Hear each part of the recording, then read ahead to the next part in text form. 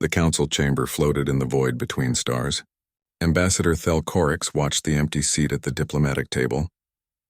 It had been empty for 15 years. The humans had stopped coming, stopped talking, stopped everything. His forearms fidgeted with the data tablet. Around the circular table, representatives from 40 species argued about the silence from Earth. Some said humanity had destroyed itself. Others worried it meant something worse. They were primitive, High Commander Jendara said. Her scales reflected the blue light from the ceiling. She commanded the Krell Dominion Fleet, the strongest military force in the known galaxy. 15 years is nothing. Perhaps they finally accepted their place. Thelcorix did not agree. He had met humans before the silence. They smiled too much. They asked too many questions. They looked at everything like it was a puzzle waiting to be solved. I knew a human once, Dr. Elisara Venn said quietly. The Quelian observer rarely spoke in council meetings. Her silver skin seemed to glow as she pulled up old files on her screen. Her name was Dr. Sarah Martinez. She visited our world to study our medical technology. And? Jendara asked impatiently. She memorized everything in 3 weeks. Not just memorized. She understood it. She found an improvement to a technique we had used for 200 years. Elisara looked around the table. She apologized when she showed us, like she felt bad for pointing out our mistake. The table fell quiet. No one liked that story. It reminded them why the council had placed restrictions on humanity in the first place. 50 years ago, a Krell scout ship had found Earth by accident. The humans had primitive rockets and nuclear weapons. They had not even reached their own moon yet. The council made first contact, offered friendship, and showed them a small piece of galactic technology. 6 months later, humans had reverse-engineered the FTL communicator. 1 year later, they had built their own version. It was not as good as the Krell design, but it worked, and humans had done it without instructions, without help, just by looking at the device and thinking. That was when the council got scared. They created rules. Humans could visit other worlds, but only with permission. Humans could trade, but only for basic goods. No advanced weapons, no FTL drive technology, no artificial intelligence systems. Nothing that could make them strong too quickly. Most humans accepted the rules. Some got angry, a few tried to steal technology and got caught, but most seemed to understand that they were the new species in a very old galaxy, and new species had to prove themselves first. Then, 15 years ago, every human diplomat went home. Every human trader packed up their goods. Every human scientist thanked their hosts and left. The embassies closed. The communication channels went silent. Earth stopped answering calls. Thelcorix had tried to warn the council. This is not surrender, he had said. This is preparation. No one listened. Jendara had laughed at him. For what? They cannot build warships without our technology. They cannot expand without FTL drives. Let them sit on their single world and think about their limitations. But now, sitting in the council chamber, Thelcorix felt his worry growing stronger. Humans did not give up. That was the one thing he had learned about them. They failed and tried again. They lost and kept fighting. They hit walls and found ways to climb over them. An alarm echoed through the chamber. Every screen lit up at once with incoming data. A junior officer from the Krell fleet appeared on the main display. His face showed fear. High Commander, we are receiving reports from border stations. Multiple stations. All at once. Well, what kind of reports? Jendara stood up from her seat. Energy signatures. Massive ones. Moving in formation toward the core systems. The officer's voice shook. They came from human space, Commander. Thousands of them. The council chamber erupted in chaos. Representatives shouted questions. Some demanded military action. Others wanted to run. Thelcorix felt his heart sink. He had been right. They had all been wrong. Elisara pulled up sensor data on her screen. Her silver face went pale. These readings do not match any known ship class. The energy output is beyond our largest carriers. And there are... She stopped counting. There are too many to count quickly. How many? Someone shouted.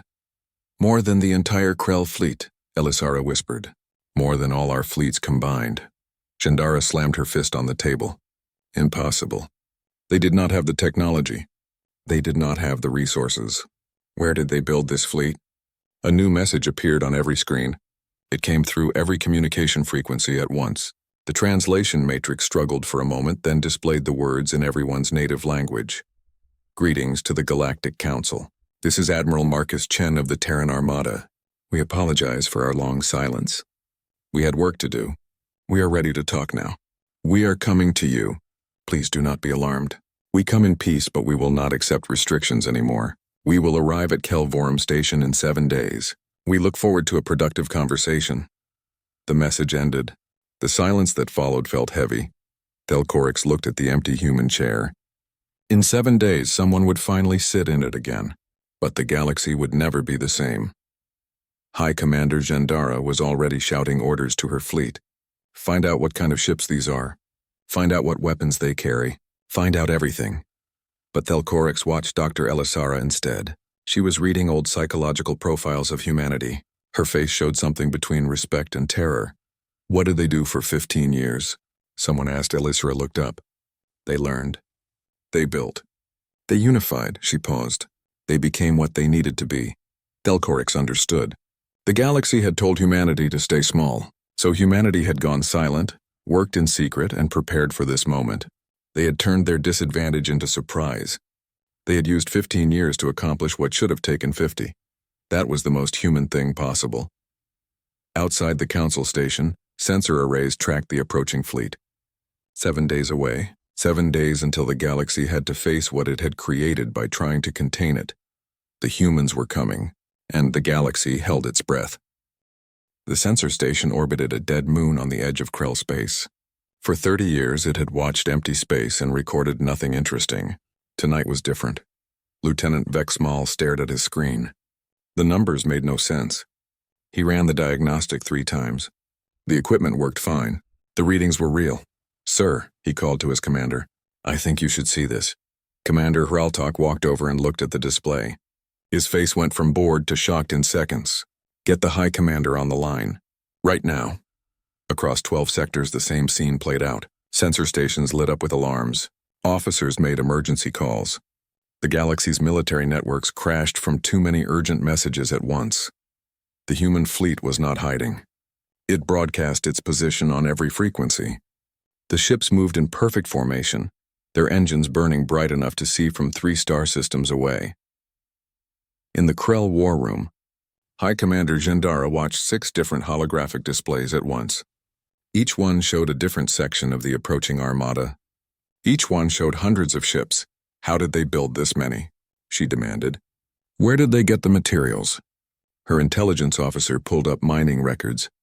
According to old surveys, Earth's star system has 3 asteroid belts, rich in metals and rare elements. For 15 years, we received no trade requests for materials. We thought they simply did not need them. They were mining their own asteroids, Jendara realized, building in secret, in their own system where we could not see. She felt anger rising in her chest. Humanity had tricked them. Worse, humanity had been patient enough to wait 15 years before revealing the trick. A new officer appeared on her screen. This one looked terrified. Commander, we tried to scan one of the human vessels for weapons and defensive systems. And? Our scans bounced off. They have shielding we cannot read through. It is not like our shield technology. It is something different. Something new. On the station Kelvorum, Ambassador Thelcorix stood in the observation deck and watched the approaching fleet through the massive windows. The ships had arrived at the edge of the system. They held position there, not threatening, just waiting. Dr. Elisara stood next to him. They could have surprised us, she said quietly. They could have jumped straight to the station. Instead, they announced themselves and gave us 7 days to prepare. Why? Because they want us to see, Thelcorix said. They want us to count the ships. They want us to try scanning them and fail. They want us to realize how much we underestimated them. He pointed at the fleet. This is not an invasion. It is a statement. The largest ship in the formation began broadcasting. Every screen in the station showed the same image. A human man in a dark blue uniform stood on what looked like a command bridge. He was older, maybe 60 standard years. His hair was gray, his face calm. This is Admiral Marcus Chen of the Terran Defense Fleet. I send greetings to all species of the Galactic Council. We come in peace and request permission to approach the station. Behind him, the bridge buzzed with activity. Human officers worked at stations filled with screens and controls. Everything looked efficient, organized, military. We understand our arrival may cause concern, Chen continued. Please allow me to ease your fears. We do not seek conflict. We seek recognition. For 15 years, we accepted your restrictions because we were new. Now we have proven ourselves capable. We wish to join the galactic community as equals, not children. The message ended. The fleet remained at its position, waiting for a response. In the council chamber, chaos ruled. Representatives shouted over each other. Some wanted to tell the humans to leave. Some wanted to negotiate. A few quietly suggested they should simply accept whatever humanity demanded. Jandara stood and spoke loudly enough to silence everyone. We need information before we make decisions. I am sending scout ships to observe the human fleet. We need to know what we are dealing with. That might be seen as hostile, someone warned. They are sitting at our doorstep with more firepower than any species in recorded history. Jandara snapped. I think we are past worrying about appearing hostile. 3 Krell scout ships left the station and approached the human formation. As they got closer, more details became clear. The human ships were not all military vessels. Mixed in with what were obviously warships were other types: colony ships, transport vessels, what looked like mobile factories, even a massive construction platform, the kind used to build ships in space. They brought their infrastructure, one scout pilot reported. This is not just a fleet. This is everything they need to expand and build. The scout ships came within scanning range. Human vessels lit up their targeting systems. Not to fire, just to show they were watching. The scouts stopped immediately, not wanting to provoke anything. Then something strange happened. One of the human ships moved forward slowly. It was smaller than the others, sleek and almost invisible to sensors until it wanted to be seen. The ship stopped directly between the scouts and the main fleet. A message came through. A different human, a woman this time. She looked younger than the admiral, with dark skin and sharp eyes. This is Captain Yuki Tanaka. Please maintain your current position. We do not wish any incidents. If you require information about our vessels, you may ask and we will provide what we can. The Krell pilot was confused. You will just tell us? No secrets? We kept secrets for 15 years, Tanaka replied. Now is the time for honesty. Our ships use quantum-entangled communication systems. 0 lag time between vessels. That is how we coordinate. Our weapons are primarily kinetic-based, using magnetic acceleration to near-light speeds. We also employ EMP burst technology in various missile systems. Our defensive shields use a rotating frequency pattern that makes scanning difficult. The pilot could not believe it. She was giving away tactical information freely. Why tell us this? He asked. Tanaka smiled slightly. Because it does not matter. Knowing how our technology works does not mean you can stop it. We are not here to hide what we have. We are here to show you that we earned our place at the table. Back on the station, the intelligence officers tried to process what they were hearing. She is right, one analyst said. Even knowing their weapon systems, countering them would take years of development. Thelcorix watched the fleet and felt a strange emotion. Was it fear, respect? Maybe both. They spent 15 years doing what we said was impossible. They built technology that surpasses our own. They unified their entire world under one government for this moment. He looked at Elisara. Your psychological profiles. Did they predict this? No, Elisara admitted. We predicted humans would keep trying to advance despite restrictions. We predicted they might attempt to steal technology. We did not predict they would simply invent their own path forward. We thought their fractured nature would prevent unified effort. She pulled up new data. According to the broadcasts, they formed something called the United Earth Government 13 years ago. Every nation on their planet agreed to work together. Only for this. Only to reach the stars as one people. Impossible, someone said. Humans fight each other constantly. Their history is full of wars. Their history was, Elisara corrected. For 15 years they changed. Or they set aside their differences long enough to accomplish this. Either way, we were wrong about them. On the command bridge of the human flagship, Admiral Chen sat in his chair and watched the diplomatic channels. His officers fed him reports from across the fleet. Everything was proceeding according to plan. Admiral, the Council is requesting a meeting, his communications officer said. They want you to come to the station alone. Chen smiled. Alone? Of course they do. They want to separate me from the fleet, make me vulnerable, remind me they have power. He stood up. Tell them I will come, but not alone. I will bring a full diplomatic team and tell them the fleet will remain at this position unless provoked. Make sure they understand that word, provoked. Yes, sir. Chen looked out at the view screen showing Kelvorum Station. In 2 days, he would step onto that station. The galaxy would finally meet humanity on equal terms. 15 years of planning, building, sacrificing. It all came down to the next few days. Message to all ships, he ordered. Maintain defensive positions. Stay alert. Do not fire unless fired upon. But if we are attacked, respond with overwhelming force. We came in peace, but we will not be pushed around anymore. The message spread through the fleet in seconds, every ship receiving it at the same instant thanks to quantum entanglement, the technological advantage that made the human military stronger than it should be. The galaxy had wanted humanity to stay primitive. Instead, humanity had become something new, something the galaxy had never seen before, and now the galaxy had to decide how to respond. The observation deck of Kelvorum Station held 300 people. All of them stood silent, staring out the massive windows. The human fleet had moved closer overnight. Now the ships filled the view like a metal sky. Ambassador Thelcorix counted the visible vessels. He stopped at 50. There were too many more behind them, in formations that stretched back into the darkness. Some of the ships were so large they had their own gravity. He could see the running lights of smaller craft moving between the larger vessels like insects around flowers. They are showing off, someone whispered behind him. They earned the right, Thelcorix replied. Admiral Chen's shuttle docked at the main port exactly on schedule. The man understood the importance of timing. The airlock opened, and the human delegation walked onto the station. Chen wore a formal military uniform with medals Thelcorix did not recognize. Behind him walked 12 others, all wearing similar outfits. Some looked like soldiers, others like scientists or diplomats. All of them moved with confidence. The council had prepared the main chamber for this meeting.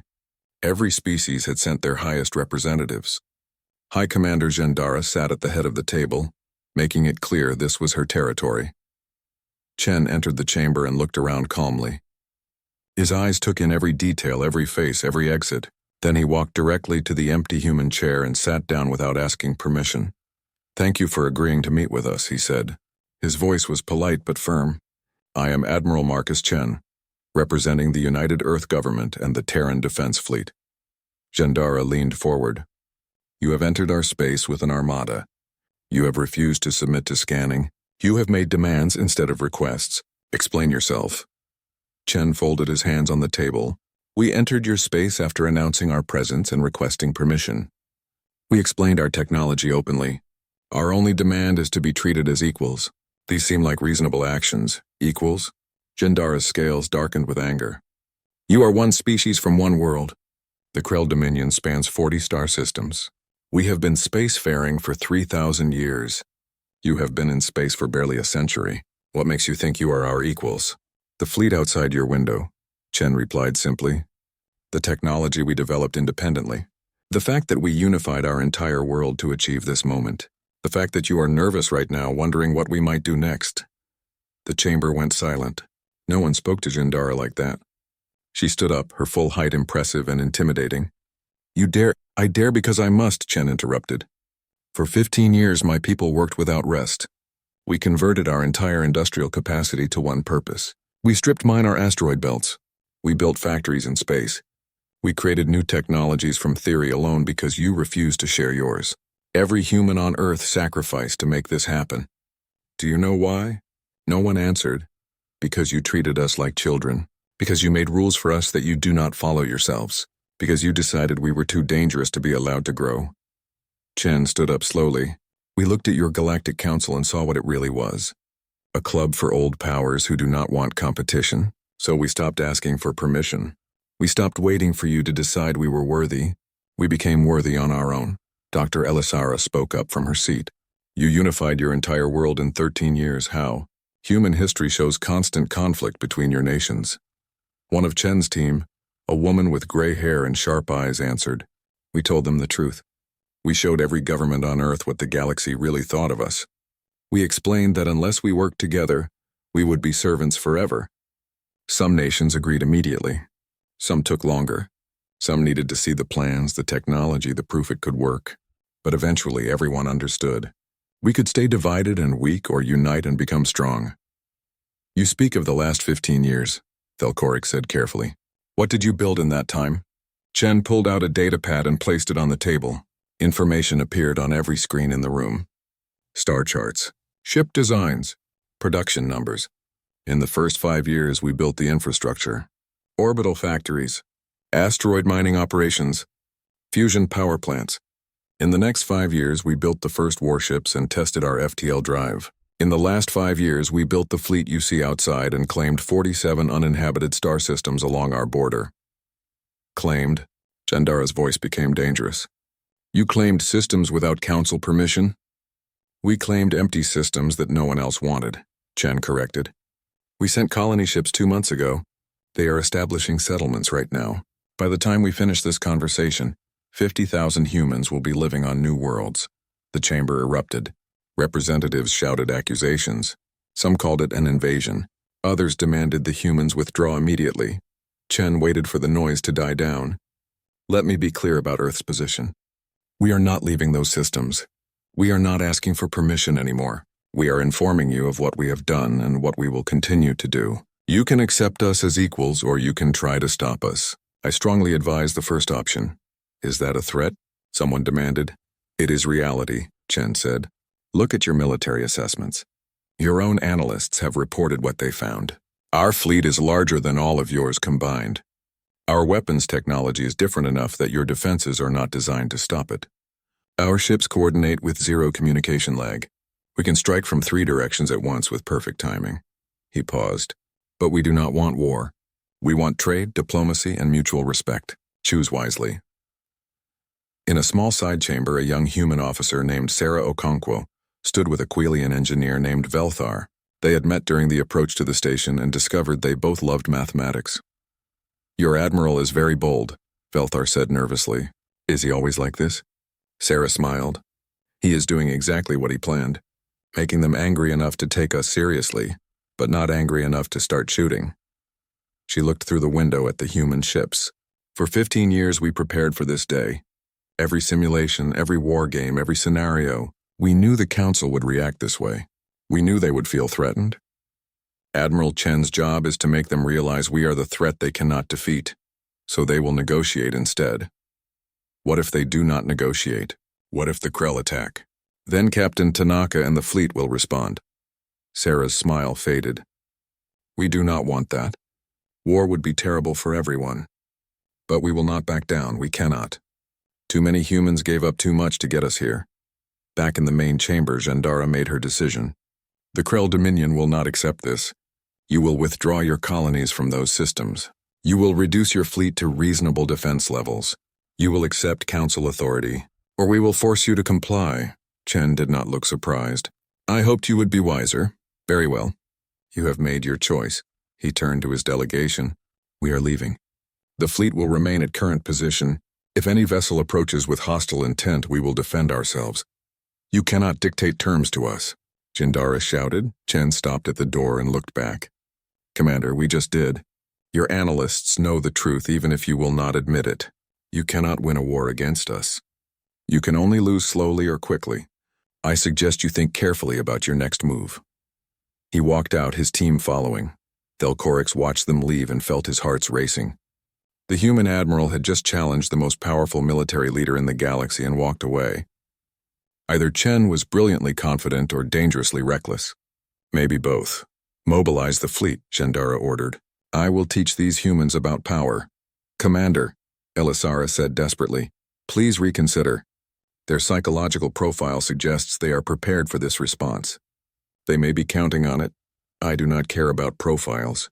I care about strength. And the Krell Dominion is strong enough to put these upstarts in their place. As Jandara made her orders, other representatives quietly left the chamber. Some went to contact their home governments. The galaxy was about to change, and not everyone wanted to be on the wrong side of history. Thelkoric found Dr. Elisara in the observation deck later. They watched the human fleet together in silence. War is coming, Elisara said. Yes, Thelkoric agreed, and I think the humans are ready for it. The question is, are we? Outside, the Terran Armada waited. Inside each ship, Human crew members checked their weapons and prepared for what came next. They had trained for this, hoped it would not happen, but they were ready. Admiral Chen sat in his shuttle on the way back to the flagship and closed his eyes. The first part of the plan was complete. Now came the hard part. Proving that humanity could back up its words with action, the galaxy held its breath. And somewhere in the darkness, fleets began to move. The Krell battle group dropped out of FTL at the edge of human-claimed space. 24 warships, each one a veteran of dozens of conflicts. High Commander Jendara commanded from her flagship, confident that this show of force would make the humans see reason. "Scan the system," she ordered. The tactical officer worked his console, then stopped. His face showed confusion. "Commander, I am reading defensive platforms. Hundreds of them. Orbital stations. Weapon satellites. Mining facilities that have been converted into fortifications. Impossible. Those colonies have been there for 2 months. How did they fortify so quickly?" "They brought everything with them," the officer realized. "The colony ships carried defense platforms. The construction vessels have been working non-stop. These humans did not just claim the systems. They prepared to defend them." A new contact appeared on the screens. Human ships moving into formation between the Krell fleet and the colony world. Jendara counted them. 35 vessels, smaller than her warships but moving with precise coordination. A message came through. The woman from before, Captain Tanaka. She appeared on screen wearing her dark blue uniform, standing on a bridge that hummed with quiet efficiency. "High Commander Jendara, this system belongs to the Terran government. You are not authorized to enter. Please withdraw to neutral space." Jendara felt her anger rising. "You do not give me orders, human. This system will be returned to Council authority. Withdraw your ships or we will move them for you." Tanaka's expression did not change. "Commander, I strongly advise against hostile action. Our defensive posture is designed to prevent conflict, not provoke it. Please withdraw." "This is your final warning," Jendara said. "Move aside or be destroyed." Tanaka looked tired, almost sad. "We tried to do this peacefully. Remember that." The transmission ended. Jendara ordered her weapons officer to fire a warning shot at one of the human science vessels. "Target their shields only. I want to show them we mean business," the Krell destroyer fired. A plasma beam lanced across space toward the human ship. It never arrived. 3 human vessels fired at once. Point defense lasers intercepted the plasma beam in mid-flight, dissipating it harmlessly. The response was so fast, so coordinated, it seemed impossible. "How did they react that quickly?" the weapons officer demanded. There was no delay. No communication lag. "Quantum entanglement," Tanaka's voice came back on the channel. "Zero lag communication between all our ships. We react as one, but think as many. You cannot surprise us, Commander. We know you're targeting before your weapons fire." Jendara felt ice in her blood. This was not supposed to happen. "All ships open fire. Destroy those human vessels." 24 Krell warships unleashed their weapons at once. Plasma beams, missiles, kinetic rounds. The space between the fleets lit up with deadly energy. The human fleet scattered in a pattern that looked random but was perfectly calculated.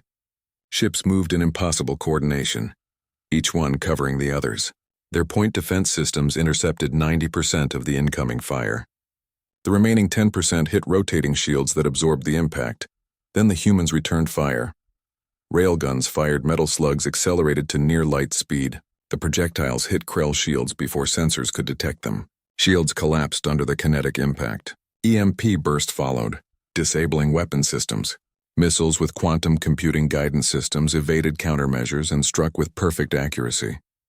In 30 seconds, 8 Krell warships were disabled. Not destroyed, disabled, life support still worked. Crews were alive, but weapons were offline, engines were dead, and communication systems were fried. "Fall back," Jendara ordered. "All ships retreat." But the humans were not finished. 6 more warships took hits. Their shields failed. Their systems went dark. They drifted in space, helpless. Finally, the Krell fleet retreated beyond weapons range. 16 ships remained operational. 8 were disabled. None were destroyed. Tanaka appeared on screen again. "We disabled your ships rather than destroy them because we do not want war. Your crews are safe. You can recover them. But this system is ours and we will defend it. Leave now." Jendara stared at the screen, unable to speak. Her mighty fleet had been humiliated in seconds. The humans had not even used their full strength. They had made a point with surgical precision. "Commander," her second officer asked quietly. "Your orders?" "Withdraw," she said, her voice hollow. "Collect our disabled vessels and withdraw." At Calvorum Station, the Council watched the battle in real time. They saw the Krell fleet attack. They saw the human response. They saw the defeat. Ambassador Thelkoric sat down heavily. "It is over. The old order is over." Dr. Elisara was reading tactical analyses as fast as they came in. "Their coordination is perfect. Not good, perfect. Every ship moves as part of a whole. They fight like a single organism but think with thousands of minds. We have nothing that can counter this." 6 alien ambassadors immediately requested emergency communications with their home governments. Within minutes, formal requests for diplomatic relations with Earth started flooding in. Species that had ignored humanity for decades suddenly wanted to be friends. On Earth, in the United Earth Government headquarters, President Amara Okafor watched the same battle reports. Her staff celebrated around her. They had won. The plan had worked, but Okafor did not celebrate. She looked at casualty reports from the Krell side. 0 deaths, thousands of injured but no one killed. That was important. The rules of engagement had been clear. Disable, not destroy. Prove strength without massacre. "Get me Admiral Chen," she ordered. Chen appeared on her screen, still aboard his flagship. "Madam President?" "Well done, Admiral. But this is just the beginning. Shandara will be angry. Others will be scared. We need to move to the next phase quickly." "Agreed. I'm preparing to return to the station. We have proven we cannot be pushed around. Now we prove we can be partners. And if someone else attacks," Chen's face hardened, "then we respond the same way. We will not strike first. We will not seek conflict, but we will not back down. Earth's position is clear. In the disabled Krell ships, crews worked on emergency repairs. They were alive, scared, and confused. The humans could have killed them easily. Instead, they had been shown mercy. That was harder to hate than slaughter would have been." One young Krell officer named Kixtal sat in his darkened ship and thought about what he had seen. The humans fought with a precision that seemed impossible. But they had also stopped when they could have kept going. They had won without killing. That took discipline. That took control. Maybe the humans were not the savages everyone claimed. Maybe they were something more dangerous. Civilized warriors who knew exactly how much force to use and when to use it. Captain Tanaka's fleet remained on station, guarding the colony. Below them, on the planet's surface, 50,000 humans were building a new world. They had no idea how close they came to war. The fleet had protected them and they continued their work. Tanaka sat in her command chair and felt exhausted. She had trained for this scenario 1,000 times. She had known the tactics, the timing, the exact amount of force needed. But she had never fired on living beings before today. Even though no one died, she had hurt people. That would stay with her.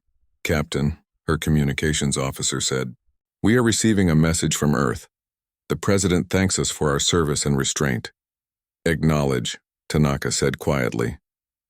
"And send a message to Admiral Chen. Tell him the border is secure. We await further orders." As word of the battle spread through the galaxy, reactions varied. Some species called for unity against the human threat. Others quietly began preparing to switch sides.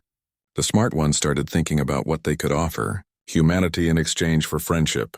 The Quillian government sent an immediate message offering full diplomatic recognition and a technology exchange program. They had learned from Dr. Elisara's reports. Better to have the humans as partners than enemies. 12 other species followed within hours. High Commander Jendara returned to Krell space in disgrace. Her fleet was broken. Her pride was shattered. But she was also smart enough to recognize reality. The humans had won this round. The question was what happened next. In his private chambers, Jendara contacted her intelligence chief. "I need everything we have on human psychology, culture, and history.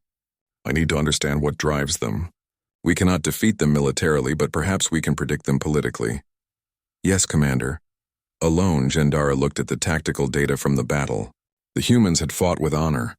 They had shown mercy. That was not what she expected from a species seeking dominance. Perhaps they really did want peace, or perhaps they were smart enough to know that dead enemies could not become allies. Either way, the galaxy had learned an important lesson. Humanity had arrived, and they would not be ignored anymore. The line in the stars had been drawn, and everyone knew which side of it they stood on. 3 months had passed since the battle at the border. Kelvorum Station looked different now.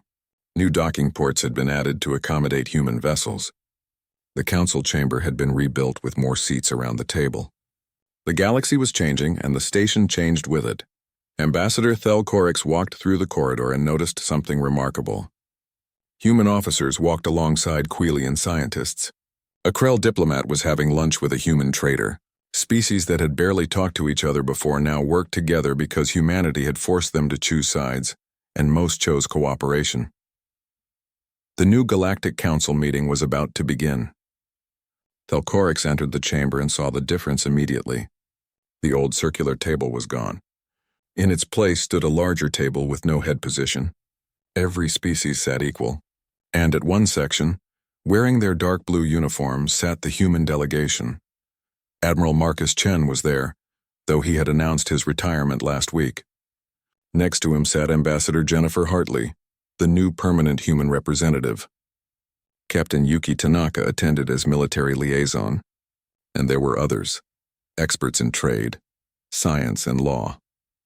High Commander Jandara entered and walked to her seat without looking at the humans. The last 3 months had been hard for her. She had faced criticism from her own government. Some called for her removal, but she had survived by admitting her mistake and recommending the non-aggression pact with Earth. The Krell Dominion had agreed, though it hurt their pride. The meeting began with formal recognition of Earth's territorial claims. 47 systems were officially recognized as Terran space. Several other nations had protested, but the reality was clear. The systems were already settled, already fortified, and no one wanted to fight humanity for them. "We must now address economic integration," Ambassador Hartley said. Her voice was calm and professional. "Earth offers to share certain technologies in exchange for access to galactic trade networks." "What technologies?" someone asked. "Quantum entanglement communication systems for civilian use, advanced fusion reactor designs, agricultural techniques that allow food production on low-quality worlds." Hartley pulled up data on the screens. "We are not offering military technology, but we are offering innovations that can benefit everyone." The council members looked at each other. These were valuable technologies. The communication systems alone would revolutionize trade and coordination across the galaxy. "What do you want in return?" Jandara asked suspiciously. "Access to your medical technology," Hartley replied. "Your metallurgy databases, your terraforming expertise. We are strong in some areas, but you have 3,000 years of knowledge we lack. Let us trade fairly. Everyone benefits," Dr. Elisara spoke up. "The Quelian government has already begun a technology exchange program with Earth. In 2 months, we have learned as much from them as they learned from us. The humans are quick students and generous teachers. Over the next hour, 17 species signed preliminary trade agreements with Earth. Not because they feared humanity, but because cooperation offered more than conflict." During a break, Thelcorix found Admiral Chen standing alone in the observation deck. The old military man stared out at the human fleet, which had reduced its numbers around the station to something less threatening. "You are retiring?" Thelcorix asked. Chen nodded. "My job is done. I built the fleet, brought it here, showed the galaxy we could not be pushed around. Now diplomats and traders take over. That is how it should be. Soldiers clear the path. Others build on it. You could have killed all those Krell crews in the battle. Why show mercy?" Chen turned to look at him. "Because dead enemies stay enemies forever. Defeated enemies who survive can become allies. We studied your history, Ambassador. We learned from your mistakes. Domination through fear never lasts. Respect through strength does. You planned all of this from the beginning. 15 years ago, President Okafor asked me a question. She said, 'How do we make the galaxy take us seriously without making them hate us?' I told her, 'We build something they cannot ignore, then use it with honor.'" Chen smiled slightly. Every battle scenario, every simulation, every war game included rules of engagement. Disable, not destroy. Win, but show mercy. Make them respect us, not fear us. Thelcorix felt his respect for humanity growing. You were patient. You waited 15 years for one moment. We are good at waiting when we know the waiting has purpose, and we are very good at learning from others' mistakes. Chen looked at the galaxy beyond the window. Your council made Earth stay small because you were afraid of us. You gave us time to prepare, to unite, to become exactly what you feared. But we chose to use our strength for partnership, not conquest. That was the choice that mattered. A new alarm sounded through the station. Not an attack alarm, a detection alarm.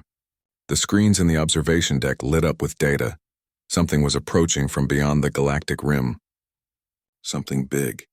Something that made every species' sensors scream warnings. Chen and Thelcorix ran to the command center. The council was already gathering, looking at the data in shock. "What is it?" someone demanded. The chief science officer pulled up enhanced scans. "Unknown vessels. 30 of them. Energy signatures beyond anything in our database. They are heading towards civilized space. From where? From outside the galaxy. From dark space." The officer's voice shook.